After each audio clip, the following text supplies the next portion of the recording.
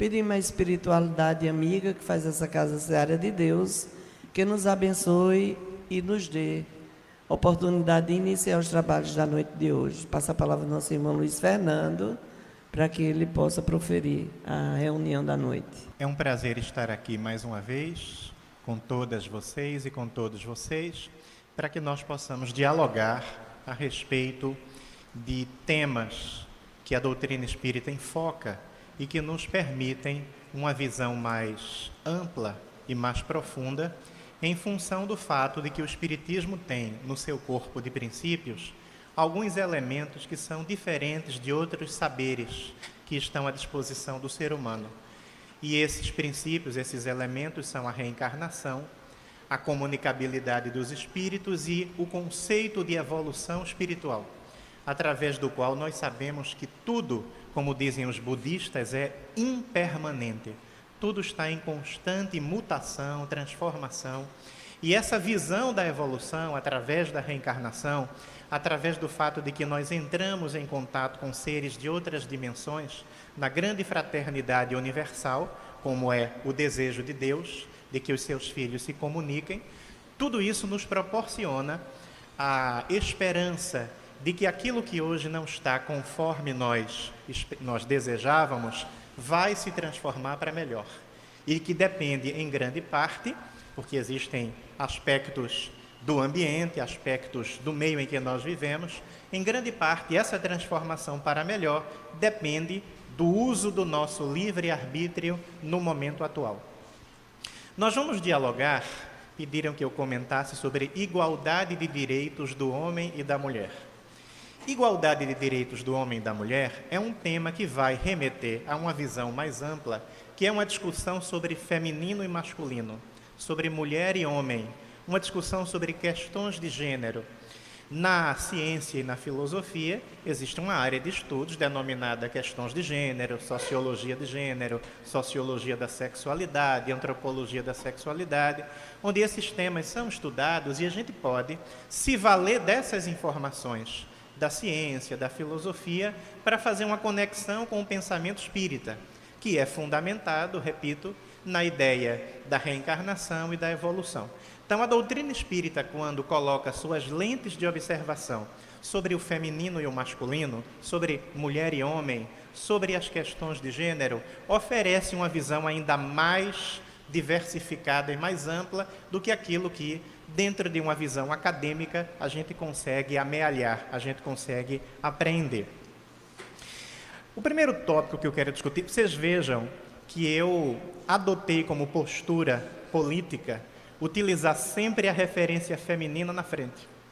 É muito comum que a gente leia os livros que dizem assim, né? O homem e a mulher são duas metades da equação biológica da vida. Eu sempre começo ao contrário, a mulher e o homem, o feminino e o masculino, que aliás é o livro de Leonardo Boff e Rosemarie Muraro, que eu aconselho bastante, feminino e masculino. Eles tiveram essa sensibilidade de começar pela mulher. Eu morei 15 anos em São Paulo e fui certa vez ao Conselho Regional de Psicologia assistir um seminário. Neste seminário tinha uma jovem que tinha acabado de defender uma tese de doutorado sobre questões de gênero e ela fez um trabalho que eu achei sui generis, nunca tinha ouvido falar. Ela disse assim, minha tese tem um texto que é todo gendrado, que é uma adaptação da palavra gender, né? Em inglês quer dizer gênero. Então ela usa todo o texto no feminino. Enquanto a gente usa assim, né? A luta dos professores por salário melhor, aí ela usa a luta das professoras, as psicólogas, as líderes, as médicas. Quem lê o texto se incomoda, porque a gente internalizou tanto a visão patriarcal e machista que a gente se incomoda. Mesmo que a gente seja feminista, a gente se incomoda. Então, e é para incomodar, ela fez para incomodar, né? Então, eu sempre começo uma fala dizendo, né, boa noite a todas e a todos. Alguém pode achar que isso é uma filigrana, um detalhe inútil. Eu sempre faço esse comentário também, não é. Porque os nossos afetos se movem no universo da linguagem. A maneira como a gente sente as coisas depende da forma como nós nomeamos as coisas. Esse universo das palavras pulsa dentro de nós. Para quem gosta de poesia, Carlos Drummond de Andrade tem uma poesia que diz isso, né? Penetra surdamente no reino das palavras. Então, o reino das palavras produz mudança na maneira como nós sentimos as coisas. Por isso é que faz diferença a gente demarcar esse território e assumir essa postura política de colocar a mulher adiante. E, aliás, o Livro dos Espíritos diz que ela está adiante em muita coisa, né? Quando Allan Kardec pergunta se a importância que é dada na esfera da vida à mulher é tão grande quanto a do homem. E aí os espíritos respondem, é até maior, porque é a mulher que dá ao homem as primeiras noções de vida. Alguém poderia dizer que é uma resposta que só serve para o século XIX, porque evidentemente há homens cuidadores e até divorciados ou viúvos que cuidam de suas crianças. Evidentemente, há homens hoje que desenvolveram a habilidade do cuidado. Mas, de qualquer modo, a própria gestação, se a gente pensar numa maternidade convencional, a gestação é um fenômeno feminino.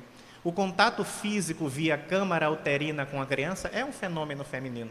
E a mulher, ela foi gestada pela vida, pela sua estrutura biológica, hormonal e também por influências socioculturais, para que ela pudesse ter essa grande capacidade de acolhimento para receber uma alma viajora que se projeta na existência com a tarefa de trabalhar para desenvolver o seu ser, para desenvolver suas potencialidades. Então, acolher alguém que vai começar um processo educacional é alguma coisa muito sensível de se fazer. Por isso que nem todo mundo pode ser uma professora do ensino infantil, que chamava-se antigamente pré-escolar, né? O ensino infantil é algo muito delicado. Nem todo mundo pode ser, e deveria ser uma profissão muito mais valorizada no Brasil. Não é todo mundo que tem condições de fazer isso. Então, de fato, se a gente pensar no feminino e no masculino, daria um seminário, né? Eu vou tentar fazer milagre para falar de um assunto com um tempo tão restrito.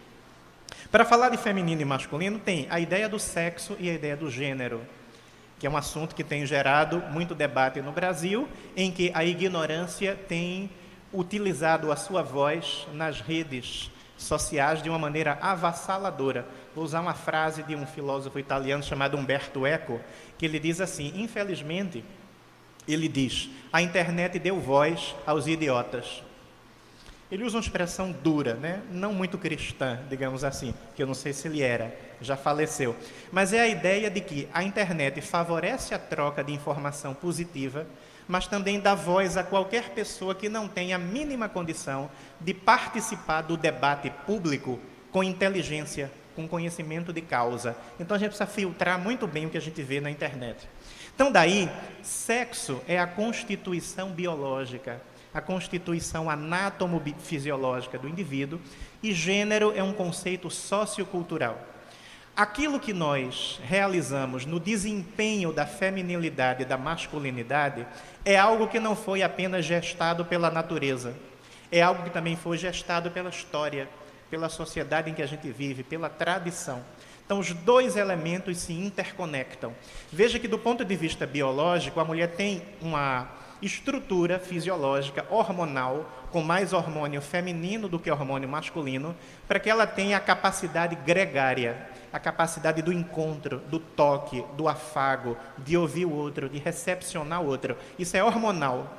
Tanto é hormonal que em fêmeas de outras espécies, o carinho, o cuidado, o toque, o contato físico é maior do que nos machos da mesma espécie. Quem tem bichinho aqui em casa? Quem tem bicho de estimação? Quem já teve uma cadela e um cão? Quem já teve um gato e uma gata sabe que, de modo geral, a gata tem contato físico maior com o dono.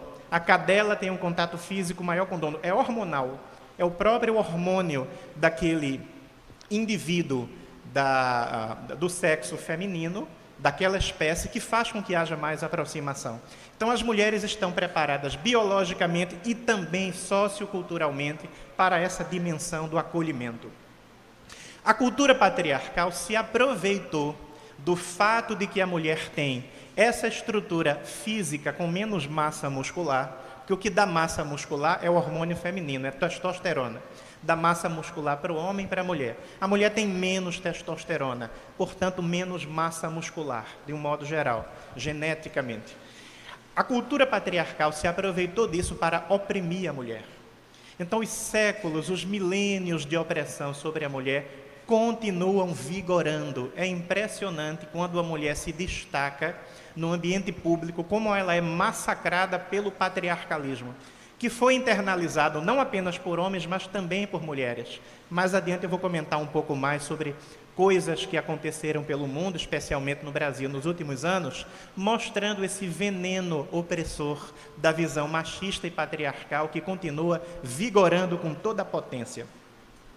Mas aí eu estou falando de história, de sociologia, de cultura e da forma como Deus criou o corpo do homem e o corpo da mulher.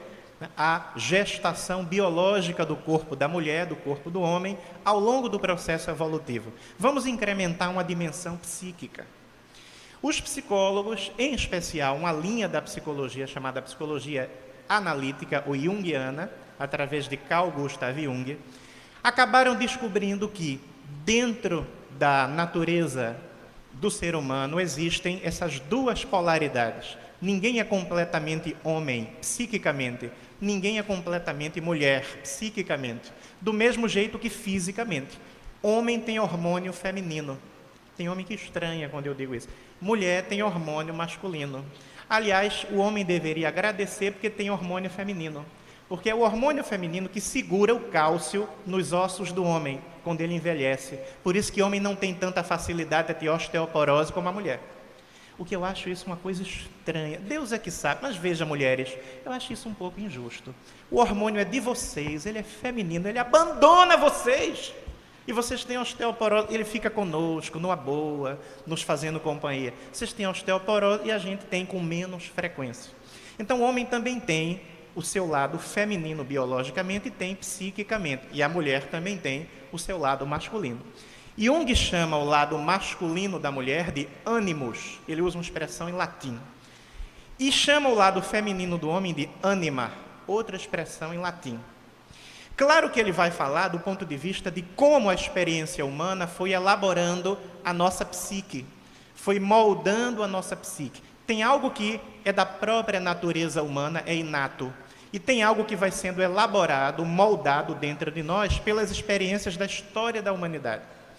Ele fala nesse nível. Aí o Espiritismo vai além de Jung e diz que esse processo de elaboração do feminino no espírito e de elaboração do masculino no espírito é fruto da reencarnação. Então nós reencarnamos como homem, reencarnamos como mulheres. Tem uma palestra muito interessante de Raul Teixeira, que é um palestrante que eu gosto muito, espírita, está no YouTube, um monte de palestras dele, que é uma palestra sobre sexualidade, homossexualidade, que ele usa um raciocínio que muita gente acha que é apenas uma metáfora, que é apenas para ilustrar, mas ele faz questão de enfatizar, não, eu estou falando a verdade. À luz da reencarnação, eu posso me dirigir a um machão daqueles durão, né, que acha que não tem nenhuma sensibilidade e que ele deve ocupar o topo na hierarquia de gênero, que a mulher deve ocupar um lugar secundário. Eu me dirijo a um machão desse e digo, olha, você é muito cuidado, porque quando você desencarnar, você pode se deparar com um monte de maridos, cheio de bigodão, para falar com você, ô meu amor, né? Como é que vai? E é verdade. Um homem que teve a sua última encarnação, um espírito na condição masculina, ele pode desencarnar e se deparar com vários maridos no mundo espiritual que ele teve quando reencarnou como homem. Como mulher, é verdade. E a mulher, ao mesmo tempo, pode se deparar com várias mulheres com as quais ela se casou quando reencarnou na condição masculina. Então, na realidade, nós temos que viver o momento, mas lembrar que tudo é impermanente. Deus nos colocou na condição masculina e feminina, porque este convite que a vida nos fez era o mais adequado para o projeto evolutivo da atual encarnação. A gente entende isso. Mas o nosso projeto evolutivo tem ajustes de reencarnação a reencarnação. E qual é o objetivo? Qual é a meta? É que nós cheguemos a um estágio do processo evolutivo em que nós tenhamos incorporado as virtudes e a dimensão, a polaridade masculina e feminina que fazem parte do projeto da evolução universal que Deus elaborou.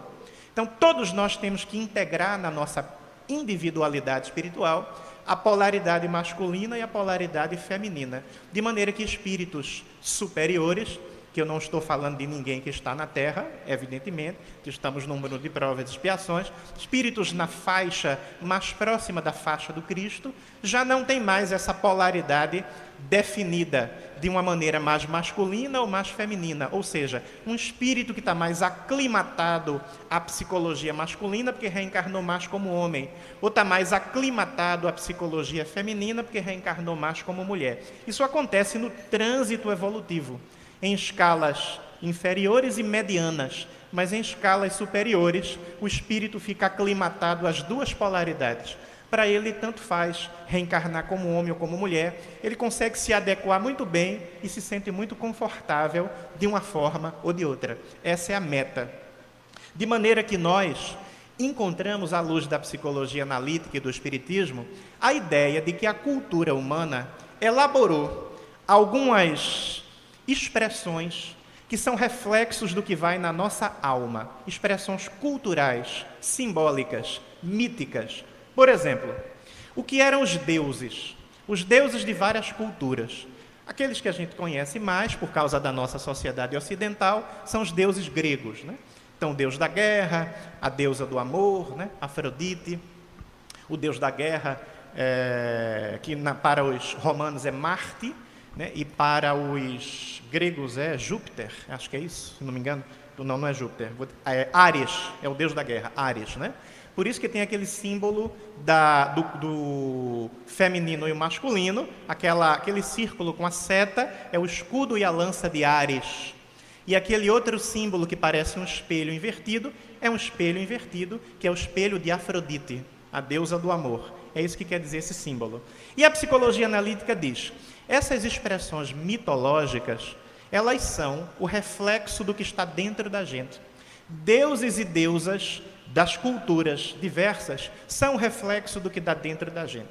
Então, se a gente pensar na deusa Afrodite, ela representa o que está dentro da mulher, de um modo geral, também do homem, mas da mulher de maneira mais pronunciada, da vaidade feminina, do desejo do encantamento, do desejo da sedução, do desejo de expressar o afeto.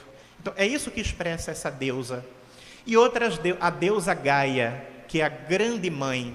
Se vocês colocarem na internet Gaia, grande mãe, vocês vão ver várias imagens da representação da deusa Gaia, ou Terra, como se fosse aquela que abarca, aquela que reúne a ideia da vida na Terra. Tem uma imagem muito bonita de um artista que eu vi, da deusa Gaia, que eu vi na internet, que é a Terra no útero dela. Então, a Terra impregnada, como se a Terra fosse a criança que nasce a partir dela. Então, deuses e deusas são expressões do que está aqui, no nosso inconsciente. Está no mais profundo de nós. E existe também a ideia de alguns elementos simbólicos que tem dentro de nós, que a gente chama de arquétipo. O que é um arquétipo? É uma ideia antiga, um símbolo antigo, por assim dizer, que está presente em várias culturas e muda um pouquinho só de roupagem, mas está presente em todas as culturas, ou na maioria das culturas. Vou dar um exemplo. O arquétipo de Deus. Para a psicologia, a ideia de alguém que cria o universo, de um ser que criou o universo e que administra o universo, está em todas as culturas, com variações. Ou o arquétipo da Trindade, que a gente vê lá no hinduísmo, o deus Brahma, o deus Vishnu e o deus Shiva, a deusa Shiva. E a gente vê no catolicismo, Pai, Filho e Espírito Santo. Então, a ideia da Trindade, a gente tem várias culturas que a divindade é dividida em 3 apresentações diferentes que se integram, o que é um pouco um paradoxo, né? 3 reunidas num só, que Raul Teixeira brinca dizendo, é sorvete napolitano, né? É 3 num só, é a brincadeira que ele faz. E aí eu vou me lembrar o arquétipo da grande mãe, e tem outro arquétipo chamado o arquétipo da velha sábia. Pode ser o velho sábio, ou pode ser a velha sábia. Aparece em todas as culturas. O arquétipo do velho sábio aparece, por exemplo, em culturas antigas como o mago Merlin, aquele homem sábio que domina a magia, que domina a bondade. Ou aparece como as bruxas, a velha sábia, que pode ser uma bruxa do mal ou pode ser uma bruxa do bem, porque pode ser magia negra ou pode ser magia branca. E isso está presente em muitos filmes, em muitas novelas, né? A Fernanda Montenegro interpretou o arquétipo de uma velha sábia numa última novela, aquela dos Diamantes, O Outro Lado do Paraíso, que ela era uma velha que tinha mediunidade, preparava umas porções e conversava com os espíritos, que ela dizia: eles estão me dizendo que eu devo proceder assim ou assado. E a neta consultava ela, as pessoas consultavam aquela personagem, porque é uma personagem muito sábia, é a velha sábia. Então, quando vocês virem num filme um mago, um pai, um avô, um velho ou uma velha, é o arquétipo, é esse símbolo que está presente em todas as culturas e que vai reaparecer vestido com a roupagem de cada lugar. Então, a velha sábia, aquela velha que está no centro de um círculo, numa tribo, um círculo é feito em torno dela e ela abre a boca para mostrar sua experiência de vida, transmitir sua sabedoria para as demais. É muito interessante. Hoje em dia tem vários trabalhos de terapia de grupo com mulheres, trabalhando o arquétipo da velha sábia, trabalhando o círculo de mulheres para dividir sabedoria, afetos, angústias, preocupações. Eu estava vendo essa semana um depoimento da Zélia Duncan, falando de um assunto da moda, do momento, que eu vou comentar depois, e ela usou uma expressão muito interessante.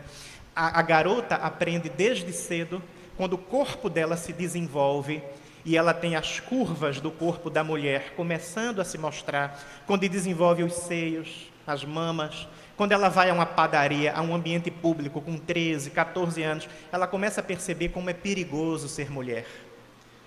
Porque existe o patriarcalismo, o machismo, o desejo desenfreado dos homens que querem possuir aquela mulher que está desabrochando. Não estão interessados na alma daquela adolescente, mas apenas em usufruir do erotismo dela, do corpo dela, do viço da juventude daquela jovem. Então, é muito difícil isso. E, recentemente, uma pessoa estúpida do ambiente público, político no Brasil, declarou que as mulheres eram violentadas sexualmente no norte do Brasil porque não usavam calcinha. E que ela ia fazer um projeto muito importante no ministério dela para poder criar uma fábrica de calcinhas para as meninas não serem violentadas na Ilha do Marajó. É uma pessoa perturbada mentalmente que assumiu a esfera pública e não tinha condições, porque ela precisa de tratamento psiquiátrico e psicológico sério, muito bem delineado, muito bem montado. Então, daí, realmente é perigoso ser mulher, como dizia Zélia Duncan, é muito delicado. A opressão está por todos os lados, o concurso de Miss. Não é que eu seja contra, não é isso que eu estou dizendo, mas é um reflexo da ideia de que a mulher tem a beleza e a juventude eterna como parâmetro para medir o seu valor. O envelhecimento da mulher é intolerável na sociedade. A mulher não pode envelhecer dentro dessa cultura do consumo, do capital, porque a imagem dela, jovem e bela, é um produto de consumo. Então, no momento em que ela perde a juventude e a beleza se transforma, então esse produto de consumo não está mais à disposição no mercado das ilusões, ela tem que ser retirada do palco. Vocês pensam que uma apresentadora de telejornal, quando começa a envelhecer, sai do telejornal única e exclusivamente porque teve interesse de fazer outros projetos, como aconteceu com 2 âncoras de telejornal no Brasil nos últimos 10 anos, bonitas, jovens, foram envelhecendo, saíram do jornalismo e foram para o entretenimento. Evidentemente que também tem a ver com o desejo delas, mas também tem a ver com a ordem que vem de cima, a ordem do responsável pelo jornalismo que diz: estás ficando velha, agora tu terás que sair de cena e dar lugar a uma jovem. Fizeram isso num outro canal de televisão, uma apresentadora que era uma exceção à regra, com mais de 60 anos, cabelo branquinho, âncora de telejornal em São Paulo. Eu fiquei até impressionado, até pouco tempo, 2, 3 anos atrás. Aí ela saiu e deixaram ela num quadro em que ela faz entrevistas e colocaram uma pessoa jovem no lugar dela. Agora, homem pode envelhecer à vontade. Homem pode ficar com todos os cabelos brancos que a vida lhe der, porque não tem problema, mas mulher não pode, porque é feio, incomoda uma mulher velha com cabelos brancos, porque ela não é mais produto de consumo, é a opressão masculina do patriarcalismo. Então, existe uma expectativa para o papel de gênero. Espera-se que a mulher desempenhe 4 papéis fundamentais. Primeiro, a mulher que produz. A mulher que faz alguma coisa para ajudar no crescimento da sociedade. A mulher que cura. A mulher que consegue escutar o outro. A mulher que consegue consolar a criança. A mulher que ensina. A mulher que cria. A mulher que produz. A mulher que cura. A mulher que cria. E a mulher que ensina. Isso é muito bonito e a mulher deve exercer esse papel sem que ela fique algemada a determinadas exigências que vão limitar a sua expressão, a expressão da sua alma. Vou dar um exemplo. A tia da escola. Por que é tia? Ah, mas é tão bonito, é uma coisa tão singela, tão afetiva. Tia. Não é tia, é professora. E eu vi outro dia Roberto da Mata, que é um antropólogo, dizer: o ser humano, para se educar, precisa se relacionar com outros seres humanos, encarando o papel que o outro tem na sua vida. Pai é pai, professor é professor, mãe é mãe, tia é tia, professor é professora. Então, a criança, desde cedo, precisa se acostumar que aquele lugar que é ocupado por aquele ser humano do sexo feminino na sala de aula, não é o lugar da irmã da mãe dele. Não é o lugar da irmã do pai dele, é o lugar de uma profissional que está ali para realizar o processo educativo. Então, isso tem muitas implicações e motivações. E Paulo Freire já dizia: para que é que se coloca a mulher no lugar de tia? Para que ela própria seja convencida, e a sociedade, de que ela é muito mais aquela que desempenha um papel de coração do que um papel profissional. Ela é tia. Então, ela não pode reivindicar melhores salários, ela não pode reivindicar respeito às condições de trabalho, porque ela não é profissional, ela é tia, tia ama, independentemente de se ela está ganhando um salário de miséria ou trabalhando numa sala de aula com muito calor, em que ela mal consegue raciocinar, em que não tem giz, em que tem goteira na sala, nas escolas públicas no Brasil, muitas delas. Mas ela é tia, tia não pode reclamar, porque o papel é afetivo, é amoroso, ela está ali por um ideal. Então, Paulo Freire, para fazer essa crítica à estupidez que pretende colocar a professora num lugar subalterno, escreve um livro chamado Professora Sim, Tia Não. E Paulo Freire tem toda a razão. A professora, assumindo o seu lugar de profissional, pode ser afetiva no desempenho da sua função de educadora, problema nenhum. Talvez eu esteja chocando algumas pessoas que se acostumaram com a ideia da tia, sobretudo aqueles que têm mais cabelo branco do que eu. Mas é uma reflexão para a gente ver como o patriarcalismo e o machismo sempre estão maquinando formas e estratégias de colocar a mulher num lugar secundário. Daí, o lugar social da mulher foi se alterando na história. Desde a década de 60, com a revolução sexual, com a utilização da pílula do dia seguinte, que hoje em dia não é mais pílula, porque pílulas não existem mais no mercado farmacêutico. Como não? Não existem. Aquilo que você consome se chama comprimido ou cápsula. E o comprimido tem uma variação também, que ele tem, alguns têm um revestimento de açúcar, que é um comprimido revestido, que se chama drágia. Não é pílula? Não. Pílula não existe mais. A estrutura física da pílula não é mais fabricada. Então, um comprimido é uma cápsula, mas antes era uma pílula, em que a mulher poderia tomar um contraceptivo, um anticoncepcional e não engravidar o tempo todo, para não ser fábrica de produzir criança. Porque ela também tem direito a trabalhar, a ter sua autonomia. Por que ela tem que ser apenas a reprodutora da sociedade? Então, nesse momento, a mulher dá um salto e ela vai viver não apenas sua liberdade para o âmbito familiar e para o âmbito profissional, mas também sua liberdade sexual. Ela também tem direito a ter relação íntima com o seu parceiro, sem que daí derive uma criança pela qual ela vai se responsabilizar mais do que ele. Porque quase sempre, infelizmente, ainda é assim.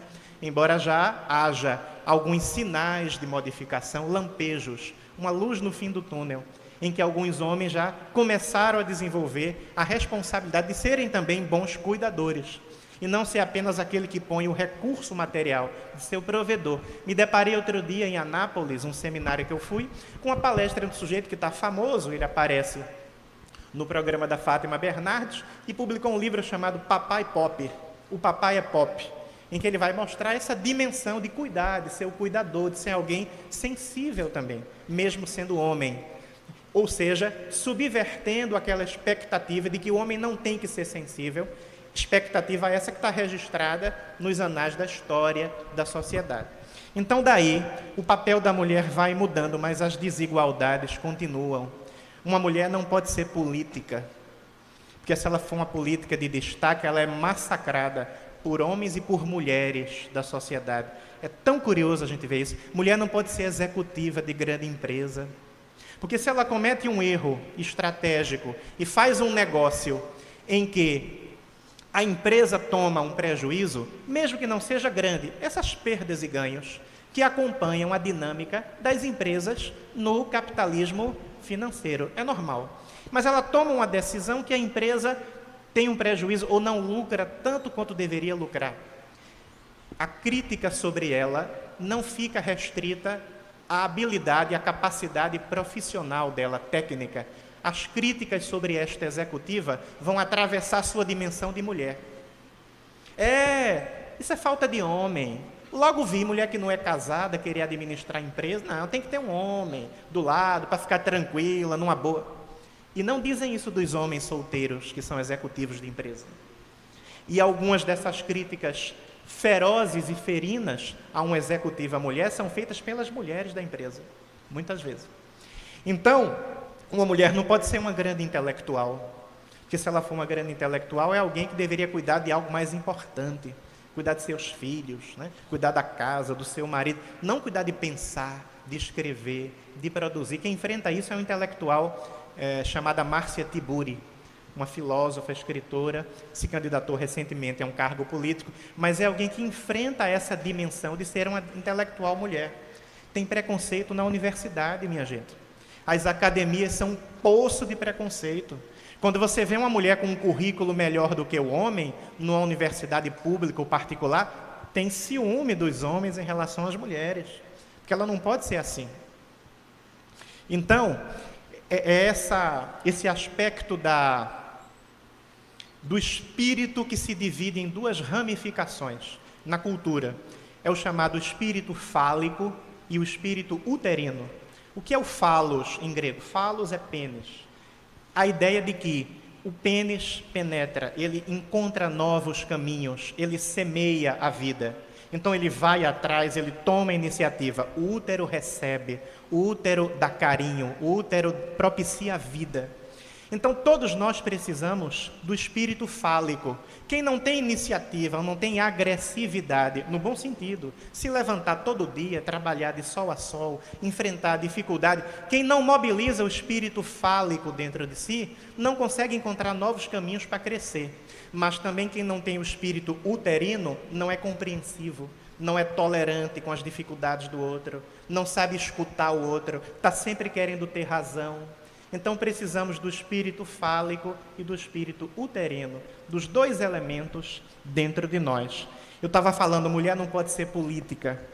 Vocês acham que aquilo que foi feito com as mulheres que eram presidentas de países da América Latina nos últimos anos é só uma questão de poder político e de poder econômico? As críticas ferozes contra Michelle Bachelet no Chile, contra Cristina Kirchner na Argentina, contra Dilma Rousseff no Brasil e outras tantas políticas que assumiram a frente dos seus países. Não é só uma questão econômica, não é só uma questão de poder social, é uma questão de preconceito com a mulher. Eu fico pensando, se um homem tivesse sofrido impeachment há alguns anos, se alguns cínicos diriam, tchau, querido, não diriam.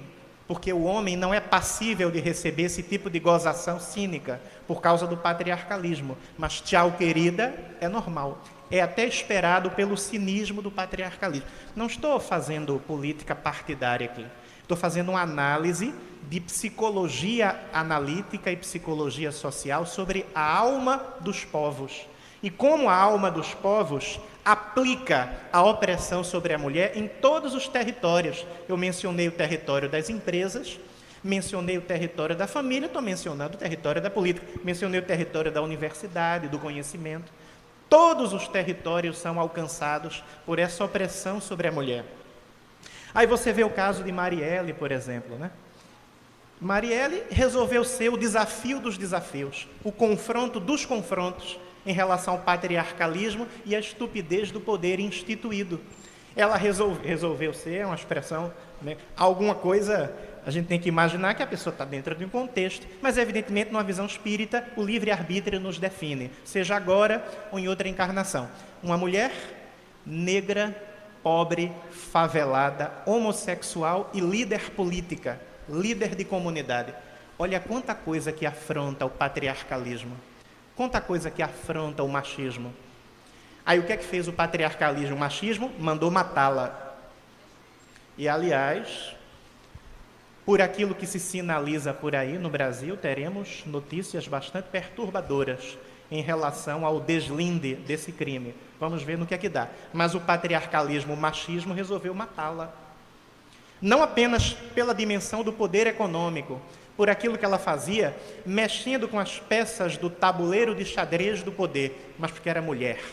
Talvez se fosse homem pobre, favelado, não enfrentasse o que ela enfrentou. Enfrentaria também, mas a dimensão da feminilidade, essa dimensão faz uma intersecção com o racismo, que ela é negra, faz uma intersecção com a condição social, porque ela era pobre. Então, o que é que faz o machismo? Além de mandar matá-la, quando alguém faz uma placa em homenagem a ela, todos os músculos e a testosterona do machismo quebram a placa. Olha o que é psicologicamente, olha o que faz o machismo. Se você resolver se atrever a ocupar um lugar social de importância e de poder que você não tem, a gente quebra você.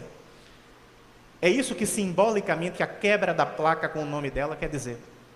Então, é muito ódio à mulher, infelizmente. Mas também nunca houve tanto reconhecimento à figura feminina e à mulher quanto hoje na humanidade. É o paradoxo do mundo contemporâneo. O ódio continua bastante avassalador, o preconceito continua bastante avassalador, mas também há, mais do que em qualquer outra época, muito mais reconhecimento em relação à figura feminina. Pode parecer uma bobagem quando vocês veem na imprensa alguém dizer assim, mas que ministério é esse? De um país qualquer, não importa qual. Só tem homem nesse ministério, tem que colocar mulher. Isso não é uma bobagem, porque existem mulheres competentes. Então, seria uma postura política, uma sinalização bastante positiva, que aquele que assume o governo, seja homem ou mulher, divida o ministério, coloque mulheres competentes também. É importante essa sinalização. Ou vocês não estão vendo a grande revolução que Maria Júlia Coutinho, a Maju, está provocando na cultura brasileira? Porque ela contrariou tudo, mulher e negra, apresentadora, âncora de um telejornal, da TV que tem mais influência no Brasil para moldar a cabeça do brasileiro para o bem ou para o mal, e enfrenta os preconceitos que enfrenta. Aqueles xingamentos raciais horríveis, que além de mulher é negra, não pode. Ela rompeu essa barreira. O dique de proteção do patriarcalismo foi rachado pela atitude dela, enquanto mulher e enquanto negra, que veio de lá, da zona norte de São Paulo, eu a conheço o irmão dela, conheço a família, o pai e a mãe, rompe essas linhas divisórias, sai da zona norte, da zona leste, melhor dizendo, da zona leste pobre, e ocupa a zona sul, ocupa a zona oeste, ocupa o centro, ocupa o Brasil. É um desaforo, é uma desaforada essa mulher. Ainda bem que a temos como desaforada. E como esta jovem, ainda jovem, está inspirando meninas e adolescentes e jovens e mulheres pelo Brasil afora, fazendo prevalecer aquele espírito que Barack Obama utilizou quando se elegeu presidente, né? Yes, we can. Sim, nós podemos. A mulher pode ocupar esse lugar de poder. Então, daí, a gente vai vendo situações em que o patriarcalismo reage. E aí uma determinada revista publica uma matéria dizendo que a primeira-dama de um determinado presidente é o protótipo da mulher que nós devemos esperar no Brasil. Não há outro modelo melhor do que ela, porque ela é bela, recatada e do lar.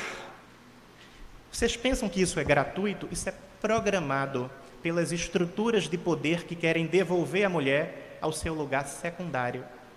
É muito interessante. Eu acompanhando a reflexão da Zélia Duncan, que eu vi, que ela publicou essa semana, comentando a respeito. Eu vou dizer porque é uma figura pública, se ela toma atos públicos, eu posso, no debate público, debater sobre a figura pública, né? Comentando sobre Regina Duarte, com essa ideia de assumir a Secretaria Especial de Cultura. E ela dizendo, eu acho muito interessante que uma mulher que nos anos 80, Regina Duarte, fez uma série para a TV Globo que revolucionou o Brasil, que fez um grande debate cultural denominado Malu Mulher. Uma mulher separada, uma mulher que tinha sua filha para criar e foi quebrando tabus nos heróicos anos 80. Imagina quem já era vivo aqui nos anos 80 e já tinha capacidade de assimilar o que era a realidade, como a mulher era muito mais espezinhada e humilhada do que hoje, em muitos espaços. Então essa mulher que assume esse papel era uma atriz assumindo um papel. De repente, começa a se enamorar com a ideia de assumir um cargo junto a determinadas forças sociais que parece que não têm o mesmo tipo de apreço pela figura feminina, porque é isso que vem demonstrando publicamente, não é pré-conceito. Eu estou elaborando um conceito a partir daquilo que foi demonstrado por determinadas figuras públicas que estão no poder no momento. Então eu fico pensando, veja que interessante, o Ministério da Cultura foi dissolvido e transformado numa secretaria, algo de importância secundária. Aí eu fico pensando, não é interessante? Quando era um ministério, não colocaram a mulher. Agora que é uma secretaria, aí chamam a mulher. Porque a mulher não pode ocupar ministério, que é algo importante. Ela tem que ocupar somente uma secretaria. Está bom demais, porque é o lugar secundário. De repente, então, o que a pessoa que foi convidada, a Regina, vai fazer ou não, quem sabe é ela. Estou fazendo uma análise psicológica, porque muito disso é inconsciente. Não é nem maldade de algumas figuras públicas, é inconsciente. Quem faz de modo inconsciente, porque o machismo está introjetado, o patriarcalismo está introjetado, e quem não vê nada demais naquilo, ou concorda e aplaude, está concordando, aplaudindo e não vendo nada demais de modo inconsciente, porque não pensou nas implicações disso. Então não dá para ser uma ministra, mas dá para ser uma secretária. E colocaram quem? Querem colocar quem como secretária? A namoradinha do Brasil, que é o apelido que ela recebeu nos anos 80. Porque é absolutamente normal. Para ocupar posição secundária, dá para ser a namorada, porque namorada não é esposa. Namorada não se casa, namorada não entra na intimidade do outro. Então, namorada vai ficar sempre rindo, tirando selfie, foto, se vestindo muito bem, não vai encarar a realidade do cotidiano junto do outro. Então, o papel de secretária e não de ministra cabe muito bem para uma namoradinha, mas não cabe com a esposa. Estou fazendo uma reflexão de psicologia junguiana e psicologia social sobre o que vai no nosso inconsciente. Então, daí, quando a gente pensa naquilo que o Livro dos Espíritos fala, que eu tentei desdobrar, e que Allan Kardec pergunta aos espíritos, é tão importante quanto o do homem, o papel da mulher? E os espíritos respondem, é até maior, porque é a mulher que dá ao homem as primeiras noções de vida, exercendo a maternagem.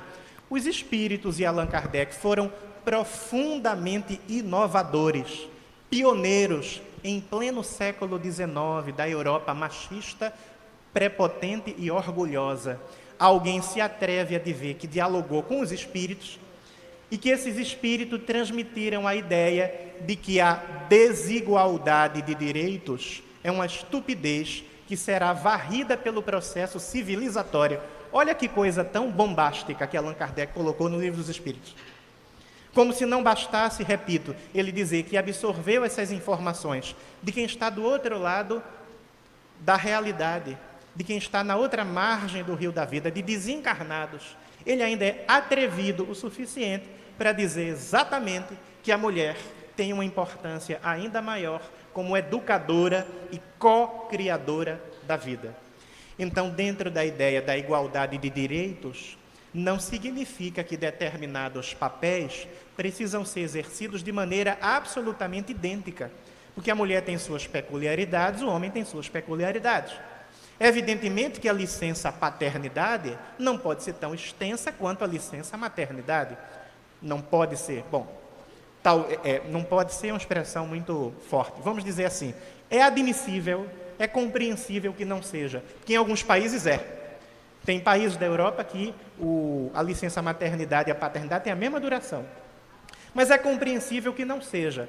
O que eu quero colocar de maneira mais enfática é que a mulher não pode perder nada daquilo que conquistou em relação a isso. Um direito social como esse, que é a licença maternidade, né? Porque ela precisa, de fato, de um momento de maior intimidade. As energias do espírito que ela recebeu na câmara uterina estão mudando de expressão. Essas energias estavam num espírito reencarnante. Agora elas estão num espírito reencarnado. Esse espírito está entrando em contato com um novo ambiente, respirando um novo ambiente. Ele precisa de acolhimento, de acompanhamento, de troca energética, inclusive de troca biológica. Porque no cérebro da criança existem estruturas que a gente chama de relógios biológicos. E esses relógios biológicos vão girando e ciclando quando a criança está no útero da mãe, de acordo com o ciclo da mãe. O organismo da mãe vai ditando o ritmo biológico do organismo da criança. Então essa criança nasce, tem o aspecto biológico e o psicológico. Imagina como está o inconsciente desse espírito reencarnado. Ele sabe, de algum modo, que ele vai reencarnar, enfrentar a si mesmo, fazer o confronto consigo mesmo no espelho da consciência, vai trabalhar questões evolutivas que deixou para trás, eliminar determinados vícios, desenvolver determinadas virtudes. Ele está num caminho perigoso, que é o caminho da reencarnação. Ele precisa de amparo. Então, quando ele vem para esse mundo perigoso, cheio de desafios, ele está muito vulnerável. E ele precisa daquela com quem ele teve uma íntima ligação física e energética para dar para ele suporte nos primeiros passos da vida. Então, por isso que a mulher precisa dessa intimidade com a criança. A amamentação tem um significado biológico, por causa do leite materno, que ativa o sistema imunológico. A criança vai adoecer menos quando utiliza o leite materno. E a amamentação tem um significado psíquico. No inconsciente, a criança sabe que está sugando a vida do seio materno, sugando a vida. E essa interação de sugar a vida fortalece a alma e dá, na relação dessa mãe com essa criança, uma densidade muito maior. Aí algumas mulheres cometem a grande infelicidade de não amamentarem. Para que não amamentam? Para que a mama não fique flácida. A criança vai ter muito mais propensão ao adoecimento e a criança não vai completar o seu processo de intimidade psíquica nos primeiros meses de vida com a mãe que o gerou. Quantos traumas psíquicos isso vai provocar? Então a criança não elabora sua oralidade, ela vai sendo elaborada no ato de sugar. Ela não mama, é uma criança que ao crescer vai roer unha, vai falar demais, vai fumar, porque ela tenta compensar a oralidade que ela não vivenciou mamando no seio da mãe. E isso é provocado por uma visão equivocada de que a mulher precisa estar forever young, eternamente jovem e bela, o que é uma grande contradição e uma grande estupidez, que algumas mulheres assimilam e alguns homens assimilam também. Então é necessário que a mulher e o homem façam esse grande processo revisionista dessa cultura de opressão, dessa cultura de violência. A gente chama isso de violência simbólica. Tem 3 tipos de violência. Violência física, quando eu maltrato o corpo de alguém. Violência psicológica, quando eu maltrato os sentimentos de alguém específico. E violência simbólica, que é quando eu sou violento contra um determinado grupo que tem uma certa identidade que os une. Violência simbólica contra o nordestino, que existe, os nordestinos imigrantes em São Paulo. Muito grande essa violência, eu sei porque morei em São Paulo. Violência simbólica contra o negro. Violência simbólica contra a mulher. Então a violência psicológica é contra o indivíduo e suas emoções, fraturando, rasgando as emoções da pessoa. E a violência simbólica é contra um grupo de indivíduos identificados por determinada característica. Precisamos então, sobretudo, quem é espírita e entende que eu não sou homem, eu estou homem, que você não é mulher, que você está mulher. É necessário, à luz da reencarnação, que a fraternidade prevaleça e que nós arranquemos de dentro de nós esse ódio à mulher. Vamos trabalhar esse patriarcalismo e esse machismo. Eu vejo no movimento espírita. Eu vi, por exemplo, no sul do Brasil, um amigo me contando uma situação. Eu conheci uma instituição lá, fazer uma palestra. Ele falou, olha só a situação. Fulano é presidente da casa há 40 anos. Agora que ele ficou mais velho, não tem mais tanta energia física, ele teve que passar o bastão. E a pessoa que estava mais preparada era uma mulher. Então, ela entrou, assumiu a presidência, mas ele não a deixa trabalhar como presidente. Então, ela ocupa falsamente a posição de presidente da casa, porque por trás está lá aquele que se julga guardião da casa espírita, que fundou a casa num largo osso do poder, principalmente porque colocou no lugar dele uma mulher. E ela não é tão capaz quanto ele, quanto o espírito fálico dele, de fazer, de transformar e de gerir a casa espírita. Eu disse isso uma vez para um presidente de casa espírita que estava há muito tempo à frente da casa. Ele tomou um susto. Eu disse, sabe que eu nunca pensei nisso? Eu disse, pois é. E por que é que você nunca colocou alguém no seu lugar? Mas não tem ninguém que assuma. Eu perguntei para ele, não tem ninguém que assuma ou você não trabalhou as novas gerações da casa para que você fosse substituído? Porque ninguém é eterno. Você vai desencarnar, vai envelhecer, vai adoecer. E ele parou para pensar, era uma pessoa muito honesta consigo mesma. E como pessoa honesta consigo mesma, ele raciocinou e falou, vai que você tem razão. E eu vim sabotando a casa que eu dirijo, não preparando ninguém para ficar no meu lugar.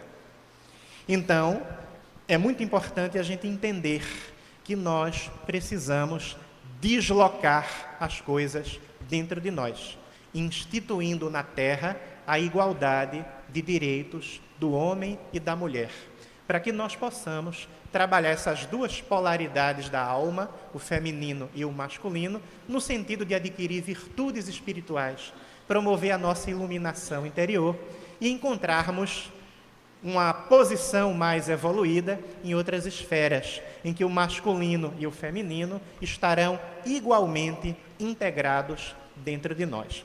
Se eu causei alguma inquietação a alguém, com algum comentário que mexeu com o seu inconsciente, com elementos que lá estão, dos quais você nunca se deu conta, se algum comentário sobre a vida pública nacional inquietou você, entenda que a provocação que eu fiz é terapêutica e educacional.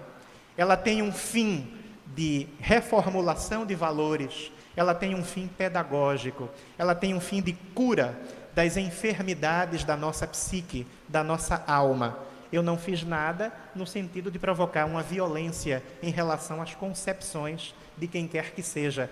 Mas não existe evolução, minhas amigas e meus amigos, se nós não saímos da nossa zona de conforto e descobrimos que aquilo que nós pensávamos talvez não tenha lá tanta consistência quanto nós achávamos, e descobrir também que aquilo que nós pensávamos muitas vezes não é um valor que é autêntico em nós. Não é um valor que está enraizado na nossa alma, de maneira que a gente o aceita, mas é um valor que a gente engoliu, que a gente internalizou, porque a história e a sociedade e a cultura nos forçaram a engolir aquele valor, e a gente engoliu sem digerir. Então, quando a gente chega a essa conclusão de que a gente precisa revisitar nossos valores e digerir aquilo que a gente nunca digeriu, isso tira a gente da zona de conforto. Nesse momento, nós começamos a dar um salto evolutivo. Essa foi a intenção da minha abordagem. Eu espero ter contribuído com vocês e comigo mesmo, e que nós possamos continuar nessa empreitada corajosa que é o projeto evolutivo espiritual de todos nós. Muito obrigado e até a próxima para todas e para todos.